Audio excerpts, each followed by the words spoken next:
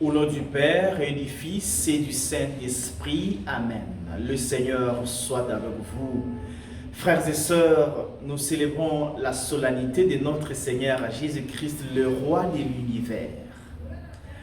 Au milieu de notre monde aux habits du pouvoir, dans notre monde où il y a le culte des personnalités, dans notre monde où nous vivons l'arrogance de ceux qui nous gouvernent, l'arrogance de ceux qui nous dirigent, l'Église nous aide ces dimanches pour tourner nos cœurs vers Jésus, le roi de l'univers.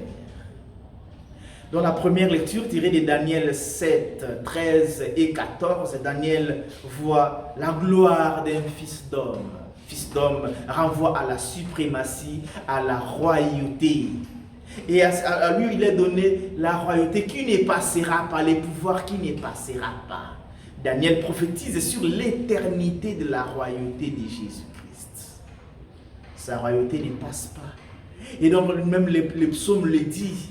Le psaume 92 qui nous est proposé, 93, depuis toujours ton trône tient bon. Quel que soit ce qui se passe dans notre monde, le trône du Seigneur ne bouge pas. Inébranlable, il est roi. Et ses volontés sont immuables, selon les psaumes. C'est ce que dit les psaumes. C'est-à-dire que ce qu'il a dit, il les réalisera. Ses volontés ne changent pas. Donc Dieu n'a pas changé depuis les origines, depuis que nous les connaissons, depuis les créations, depuis qu'il s'est révélé. Il est le même. Seulement la révélation qui a, la révélation qui a évolué selon les temps. Comment Dieu s'est révélé depuis les origines jusqu'à nous. L'évolution de la révélation est progressive. Mais Dieu est éternel, immuable. Dans la deuxième lecture, tirée de l'Apocalypse de Saint Jean, au chapitre 1, versets 5 à 8, Jean voit aussi la gloire de Jésus-Christ, le prince des rois de ces mondes. C'est-à-dire qu'il est le roi de tous les rois de ces mondes. Il est au-dessus. Voyons quelle considération nous avons de ceux qui nous gouvernent, de ceux qui nous dirigent, de ceux qui sont nos chefs. Il nous arrive même de les considérer comme si c'était des dieux. Cette lecture nous rappelle qu'ils ne sont pas dieux. La solennité du Christ et roi de l'univers met à nu leur caractère éphémère. Ils ont un pouvoir qui passe. Nous avons dans ce monde un pouvoir qui passe. Il n'y a que le pouvoir du Christ qui est éternel. Donc, il faut tourner le cœur vers Jésus-Christ, le roi de l'univers. Et dans la lecture de l'évangile tirée de Jean 18, 33 à 37, c'est le dialogue entre Jésus et Pilate. Au milieu de ce dialogue, la royauté de Jésus. Il donne deux points importants de sa royauté. Premièrement, sa royauté n'est pas de ce monde. Sa royauté n'est pas à comparer avec la royauté de ce monde. Une royauté de guerre et de vengeance, une royauté de haine et de dictature. Ce n'est pas cette royauté-là. Il explique ce qu'est sa royauté. Deuxièmement, il dit qu'il est venu rendre témoignage de la vérité. La vérité, c'est quoi? La vérité du grec aletheia, de l'hébreu emet.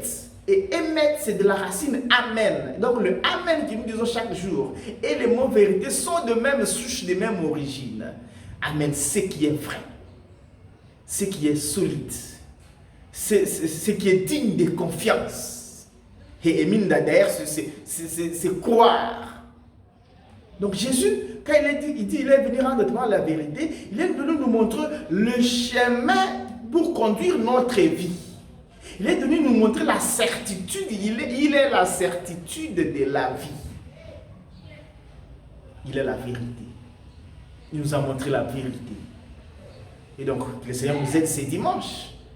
D'abord, à transformer les regards sur nos rois, sur nos chefs. Ils sont passagers. Il ne faut pas les considérer comme des dieux. Il y a un Dieu, il y a un roi au-dessus d'eux, vers qui tendent nos cœurs, devait tendre nos cœurs.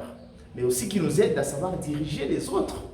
Ne pas nous considérer comme des éternels, comme des immuables. Il n'y a que Dieu qui est immuable et éternel. Que le Seigneur nous aide à purifier notre manière de diriger, notre manière de gérer et notre manière de considérer les chefs dans notre monde pour que prenne place dans notre cœur. C'est lui qui est roi, c'est lui qui sauve, c'est lui qui donne la vie. Bonne fête de Christ roi à toutes et à tous et excellente fin d'année liturgique.